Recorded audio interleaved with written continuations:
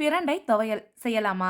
சொல்ல மாட்டேன். பார்த்து தெரிஞ்சுக்கங்க. துவையல் அப்படின்னாவே நல்லதா? கெட்டதா? நெறைய பேருக்கு யோசனை இருக்கும். நீங்க செய்யற விதத்த பொறுத்து தான் அது நல்லதா? கெட்டதா? அப்படிங்கிறத தீர்மானிக்க முடியும். அது எப்படி அப்படின்னா, கண்டிப்பா நல்லெண்ணெயில செய்யுங்க. அதிகமா சின்ன வெங்காயம் பயன்படுத்துங்க. அடுப்பு வந்து மிதமான தீயில வச்சு தான் நீங்க சமைக்கணும். தாளிக்கிறதுக்கு பெருங்காயம், கடுகு, உளுந்து, கடலைப்பருப்பு இந்த மாரி ஐட்டங்கள்லாம் கொஞ்சம் நெறைய போடுங்க. புளி கொஞ்சமா சேர்த்துக்கங்க. கண்டிப்பா கட்டாயம் சேர்க்க வேண்டியது பூண்டு, இஞ்சி. சரியா? இது எல்லாத்தையும் ஃபாலோ பண்ணுங்க. அது போக இந்த துவையல அளவுக்கு அதிகமா இவங்க 2 பேர் மட்டும் சாப்பிடக்கூடாது. யார் அந்த 2 பேர் அப்படின்னா, பிரெக்னன்ட்டா இருக்கிறவங்களும், சுகர் பேஷண்ட்டும் தான். ஏங்க அப்படின்னா, இந்த துவையல்லாம் சாப்பிடுறதுனால ரத்தத்துல உள்ள சர்க்கரையோட அளவ கம்மி பண்ணிரும். அதனால இவங்க 2 பேர் மட்டும் கொஞ்சம் அளவுக்கு அதிகமா சாப்பிடாம அளவோட சாப்பிட்டுக்கங்க. பிரண்டை துவையலோட பலன் போன வீடியோல போட்டிருக்கேன். வேணா செக் பண்ணி பாருங்க. தூதுவளை துவையல் சாப்பிட்டீங்கன்னா சளி, இருமல், காய்ச்சல் இந்த மாதிரி பிரச்சனை எல்லாம் வராதுங்க. சுண்டக்காய் துவையல் சாப்பிட்டீங்கன்னா குடல்ல இருக்கக்கூடிய பூச்சிகள் எல்லாமே போயிருங்க.